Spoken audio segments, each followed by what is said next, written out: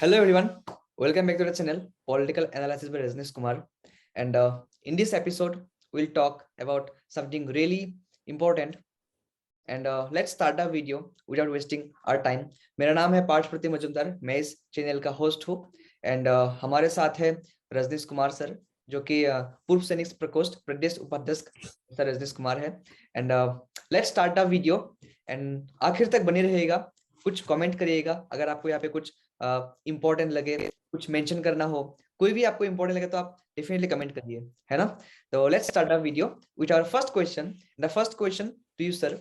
BJP, मैं रजनीश कुमार, मेरा अभिवादन स्वीकार करें और मैं लोगों से अनुरोध कर रहा हूँ.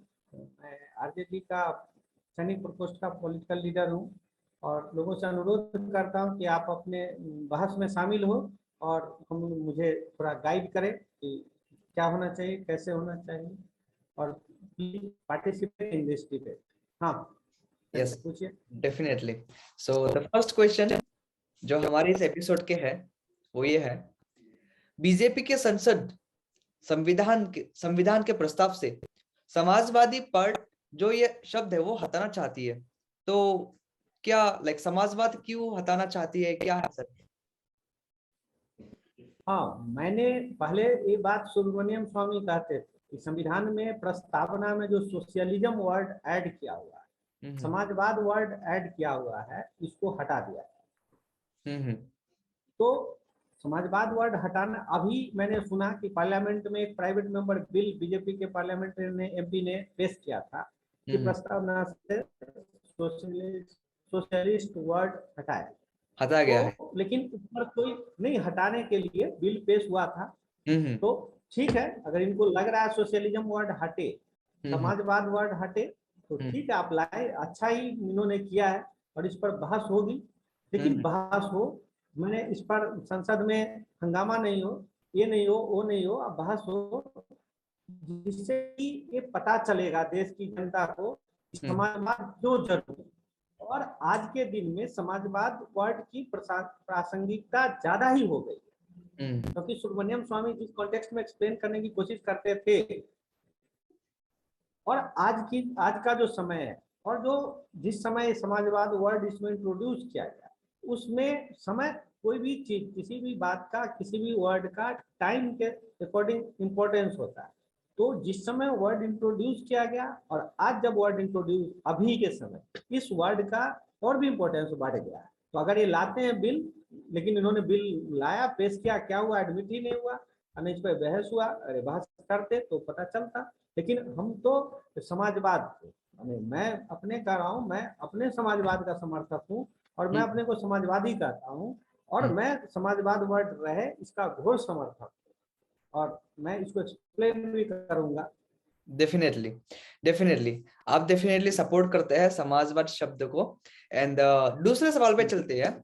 दूसरा सवाल यह है कि जो समाजवाद शब्द है उसकी क्या जरूरत है, what is the need of this particular word समाजवाद. हाँ, यही बात है कि भारत में इतने समाजवादी आंदोलन हुए तो समाजवाद वर्ड को एक्सप्लेन करने की जरूरत है. एक्चुअली क्या हुआ, पॉलिटिकल स्फीयर में सबसे बड़े समाजवादी पंडित नेहरू थे, जो सोशलिस्ट मूवमेंट हम कहते हैं, सबसे बड़े लीडर पंडित नेहरू और सुभाष चंद्र बोस. बाद में आए डॉक्टर राम मनोहर लोहिया और इसका ओरिजिन है, माने उससे भी पहले मैं कह सकता हूँ इसका ओरिजिन हुआ भगत सिंह से और महात्मा गांधी से. तो पंडित नेहरू माने ये थ्योरेटिकली दिए थे. सरदार भगत सिंह समाजवाद वर्ड लाए थे जब हिंदुस्तान सोशलिस्ट रिपब्लिक एसोसिएशन पहले था, जो उन लोगों का HRA था, Hindustan revolutionary organisation association, Bhagat Singh का. उसमें सोशलिस्ट वर्ड चंद्रशेखर आजाद और भगत सिंह ने ऐड किया था. फिर पंडित नेहरू ने भारतवर्ष में उन्होंने पेपर भी प्रोड्यूस किया था जब वो कांग्रेस प्रेसिडेंट थे, अब पूरे भारतवर्ष का दौरा भी किया. तो उससे मुझे समाजवाद वर्ड समझने में हेल्प मिलता है. मैं आपको लिटरली समझाता हूँ, नॉन टेक्निकल वर्ड में कि समाजवाद क्या है. जैसे आप देखिए, भारत में 4 कंपनी है, अमेरिका में भी 4 कंपनी है. जैसे अमेरिका मैकेंजी है, मॉन्सेटो है. ये एग्रीकल्चर पर पूरा हावी है. एक ही कंपनी मॉन्सेटो ने अपने सीड्स लाए पूरा उसको पकड़ के रखा है मॉन्सेटो ने। जैसे लेज चिप्स पोटैटो ब्रांड वाला पेप्सी को, उसने पूरा इसको कैप्चर करके रखा है। तो वहां पर एक कंपनी की मोनोपोली एक क्षेत्र में। लेकिन भारत में समाजवाद का क्या इंपॉर्टेंस है, जैसे भारत में प्राइवेट कंपनियां है, जैसे फॉर एग्जांपल मैं कर रहा हूँ गैस फील्ड में है, रिलायंस काम कर रही है, रिलायंस की माने डोमिनेंस है। लेकिन समाजवाद क्या कहता है, प्राइवेट कंपनी पन पे, लेकिन खाली रिलायंस के पास ही नहीं, टाटा के पास भी है, हाँ। बिरला के पास भी, जो न्यू कमर हो उनका भी पार्टिसिपेशन हो, किसी एक का अधिकार नहीं है। नहीं तो एक ही का अगर आर्थिक जगत में किसी खास क्षेत्र में अधिकार होता है तो वह समाज और राजनीति को दोनों को प्रभावित करने लगता है। यह बात एक कॉमन मैन भी समझता है, ये मुझे बताने की जरूरत नहीं। तो अगर एक ही के वो कैपिटलिज्म, फुल्ली कैपिटलिज्म, लेकिन अगर वही डिस्ट्रीब्यूट हो रहा है, जैसे रोड बना रहा है तो एल&टी भी रोड बनाए, थोड़ा भारत सरकार की भी एजेंसी बनाए रोड, एग्जैक्टली गेमन इंडिया भी रोड बनाए, पुल बनाए। लेकिन अगर खाली गेमन इंडिया ही रोड बनाए, एल&टी को नहीं है, मार्केट में और कोई दूसरी कंपनी नहीं है, यूनिटिक नहीं है, एग्जैक्टली तो पुल बनाएगी, उसकी क्वालिटी क्या होगी, जो मन में आएगा चलाएगा। सरकार का काम 100 रुपए का, वो कहेगी हम 500 में करेंगे, डेफिनेटली। जैसे समाजवाद। दूसरा और मैं एग्जांपल देता हूँ समाजवाद का, मैं कह रहा हूँ, मैं नहीं कह रहा हूँ, मैंने पंडित नेहरू कहते थे, मैं भी कह रहा हूँ जो मैं समझ रहा हूँ कि जैसे लैंड एक्विजिशन होता है, माने कंपनी लगेगी, हमें तो रोजगार चाहिए, रोजगार सरकार तो नहीं दे सकती, प्राइवेट कंपनियां देगी, प्राइवेट कंपनी लगे, प्राइवेट कंपनी अच्छा करे, प्राइवेट कंपनी ने लाखों लोगों को रोजगार दे रखा, टाटा है, माइंडट्री है, सॉफ्टवेयर में तो सर्विस सेक्टर में हम लोग अच्छा परफॉर्म कर रहे हैं। yes. लेकिन अब समाजवाद कहाँ आएगा, सो मैं कह रहा हूं, जैसे टाटा को जमीन चाहिए, टाटा जमीन ले, कार फैक्ट्री लगा रही है, फैक्ट्री लगा, लोगों को जमीन के मुआवजा दे दिए। लेकिन अब यहाँ पर देखिए, ये हो गया कैपिटलिज्म कि सरकार ने उचित मुआवजा दिया किसानों को, किसानों को पैसा मिल गया।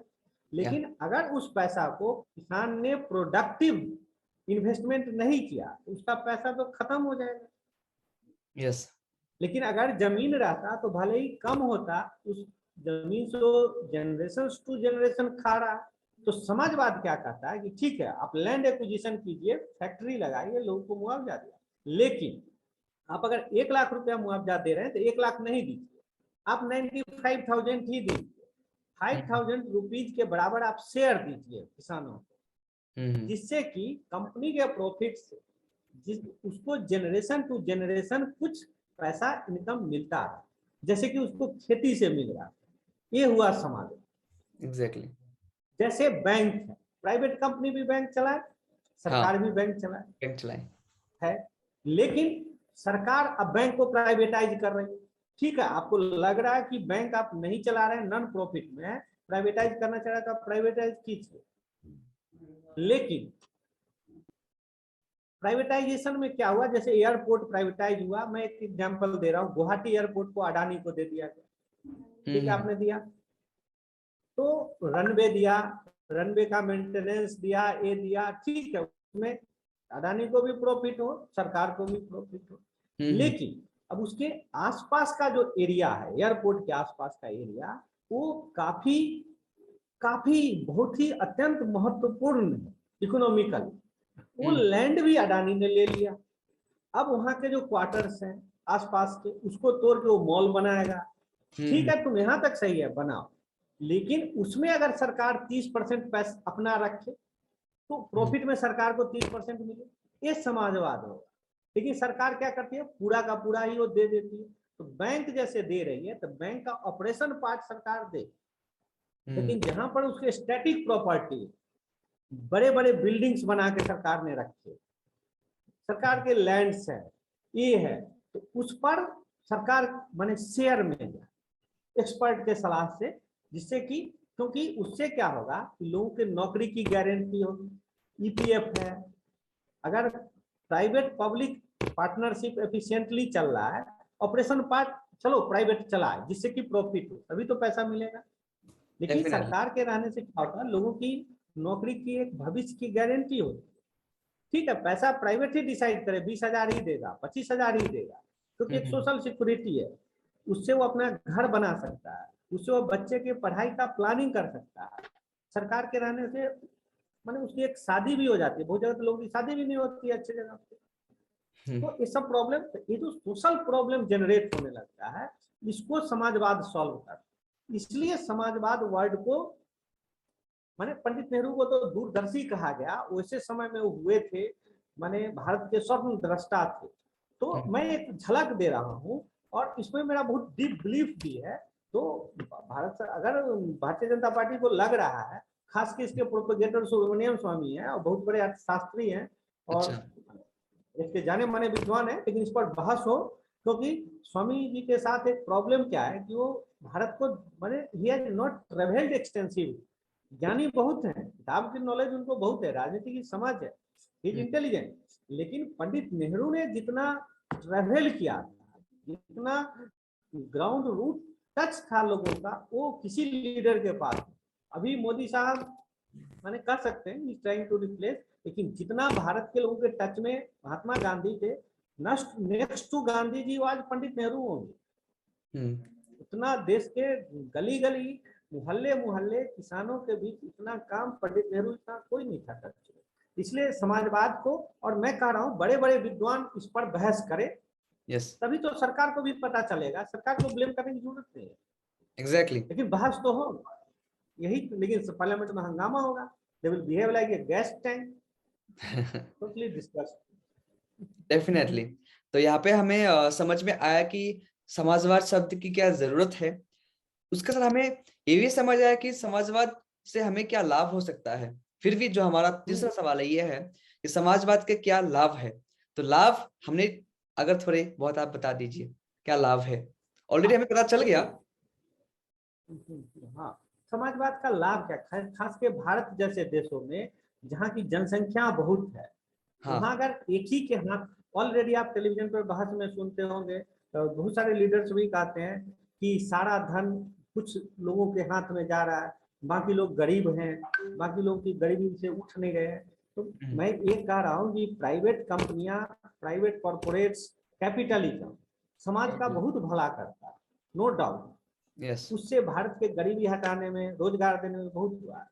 लेकिन अगर समाजवाद हट जाएगा, जैसे वो स्कूल नहीं चलाते बड़े लार्ज, जैसे मैंने सुना था कि रिलायंस कंपनी को 2 लाख करोड़ का प्रॉफिट हुआ corona time, let it be raw data, हो सकता है 1 लाख हुआ।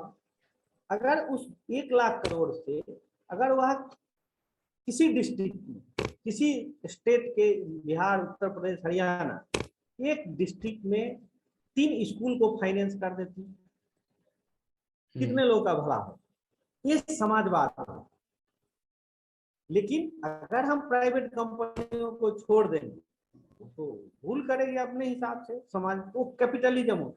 इसीलिए जो क्या नाम था उनका, रिजर्व बैंक के गवर्नर रघुराम राजन का, कैपिटलिज्म ही कैपिटलिस्ट कैपिटलिज्म को डिस्ट्रॉय कर देता है।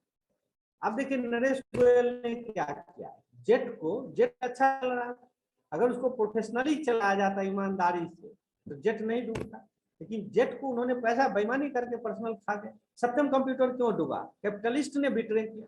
इसलिए समाजवाद एक एसेंशियल एलिमेंट्स है, इस पर व्यापक बहस हो।